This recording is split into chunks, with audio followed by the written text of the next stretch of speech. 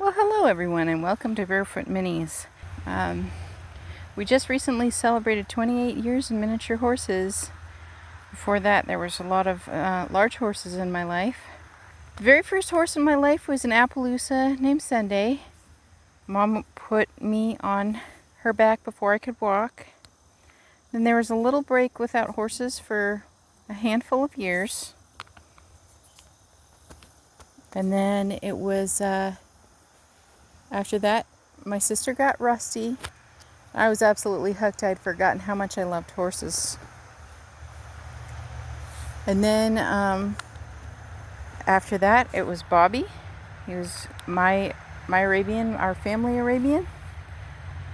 And then I had seen a miniature horse in some type of magazine. It was Egyptian King. And I thought, wow, wouldn't it be fun to have more horses to be able to drive? Normally you need loads and loads of acres to have horses because you need a hayfield and you need lots of horse pasture because they require grass all summer. And we had a hayfield, a very small horse pasture. Well, after we had Rusty and Bobby, and I had been working with my dad mowing grass, and I had been helping Mom bathe dogs. She was a professional groomer. I bathed and dry dogs. Hi, Romer. Hi, Betty. I was saving up for my first miniature horse and ended up getting him 28 years ago. His name was Canterbury Checker Champ. Hello, friend. And he was a driving horse extraordinaire. He was so fun to drive.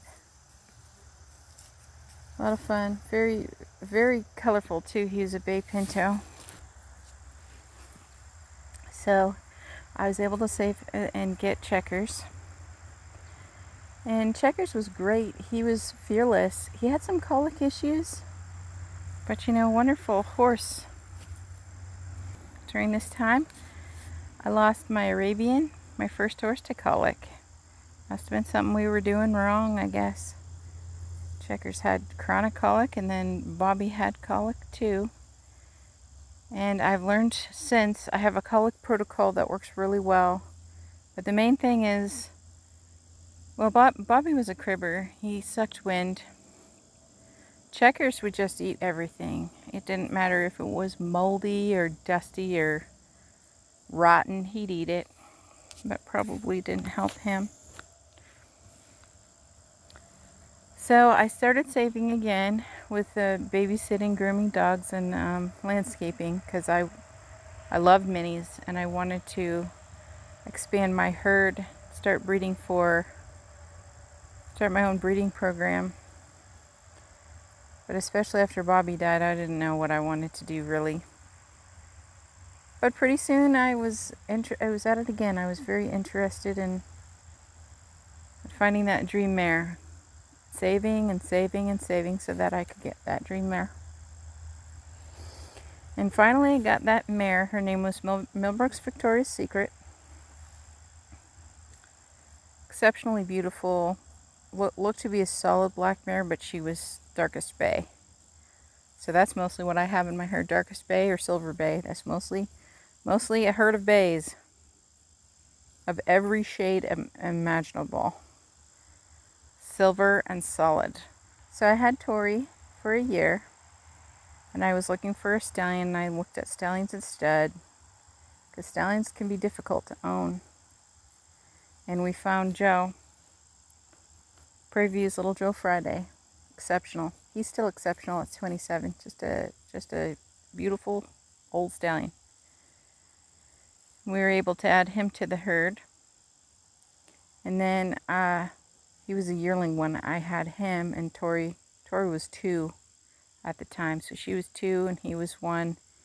And I do believe I had her bred at 4 for a foal at 5. I found since that my 7-year-old mares do the absolute best. They just do really well. For me anyway, and that could be different for you. You should share your stories, share your horses, share your comments down below. I'd love to hear them. These guys are avoiding me. How rude.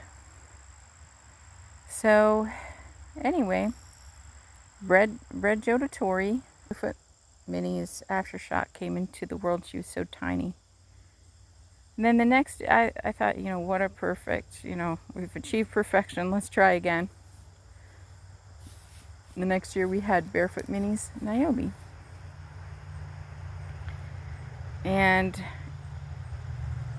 then I got married. And the next year I had my son, and Tori had Barefoot Minnie's Beauty in September of that year. And then I took a long break from breeding Tori. Found this property. I think at that point I got Misty Rose Fable of Lexington, and then I waited until he was 2, and I crossed him with Niobe, who I think was 7 at the time, 6 or 7. And the next year they had Barefoot Minnie's Romeo.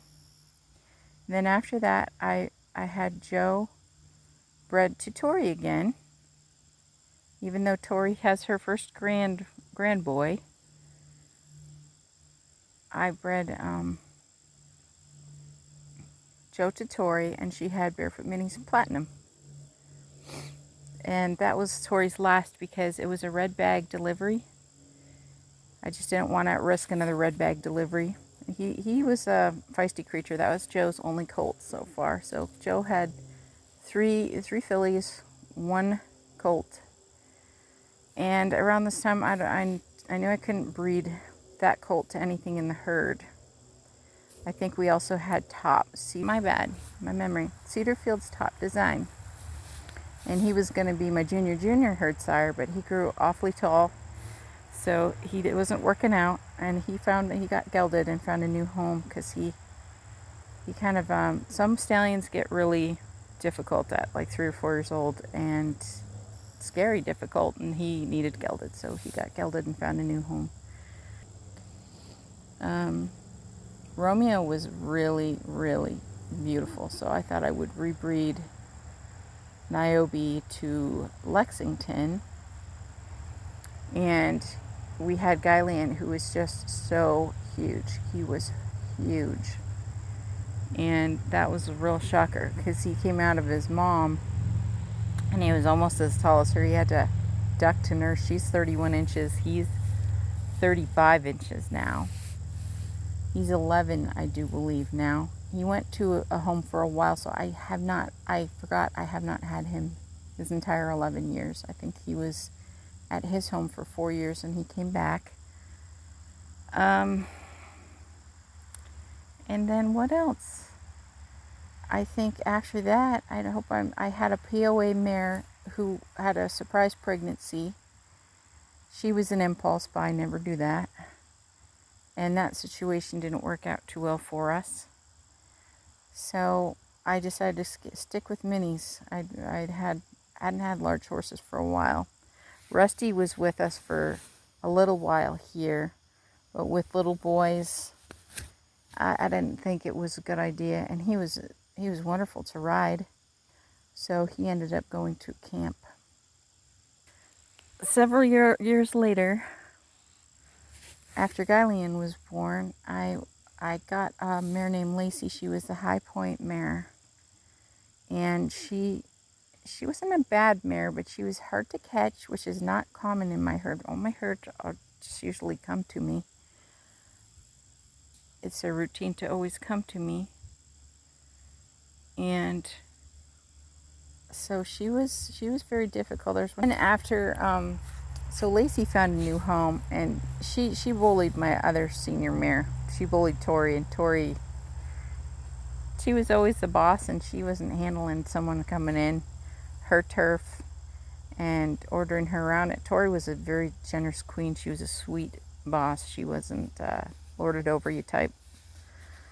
So Lacey had to go. She was in her 20s at the time. I still think she's around, but After that, I think I brought Villa's Velvet Vanessa into the herd. This is a lot of years in the running. And she's a magnificent, beautiful mare. She's such a sensitive mare, though. You have to be careful of her. She gets her feelings hurt easily. This mare. She's very tender. She's very beautiful and very tender, and I have to be careful. I think actually part of the reason she's had a hard time maintaining weight is Guylian in the herd. He's stressing her out, and so that's a problem. Vanessa, I tried to breed 1 year, and I think Joe, he just runs so much that his fertility has gone down in his 20s. So she wasn't settling due to no fault of her own whatsoever. But the next year she finally settled, and then that'll probably be Joe's last baby, Barefoot Minnie's Night Blossom. Teeny tiny little filly, born the next year. And Vanessa had absolutely no difficulty giving birth. She had some after pains, but that can be a low calcium issue. She has prone to, I think she just makes such good milk. She's more prone to bad after pains and a hard time passing that placenta. So I was done. I believed I was done anyway. And then we had, I was done. I had 9 horses. I thought that is enough.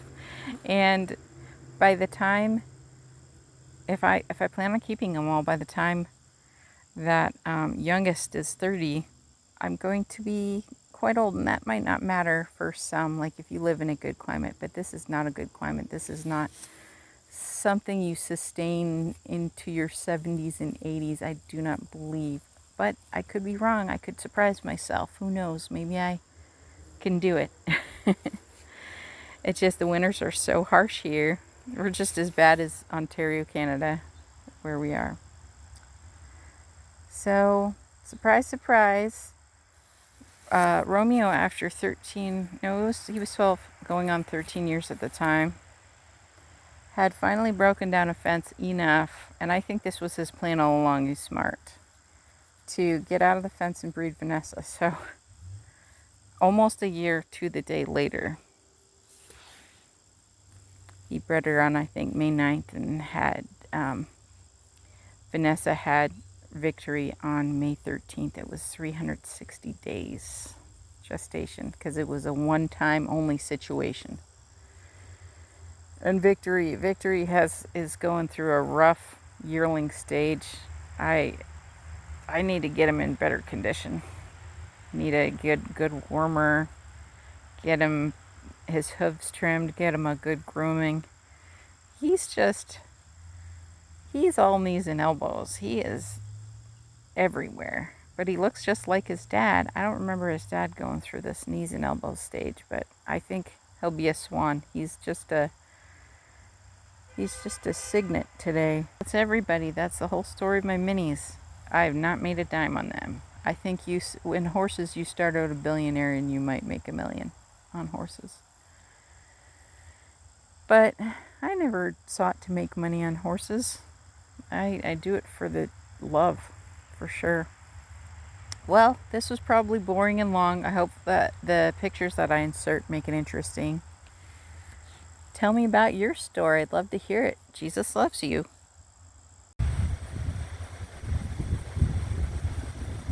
Before Dove and before Victory, there was Amelie, and she has been an amazing gift as well.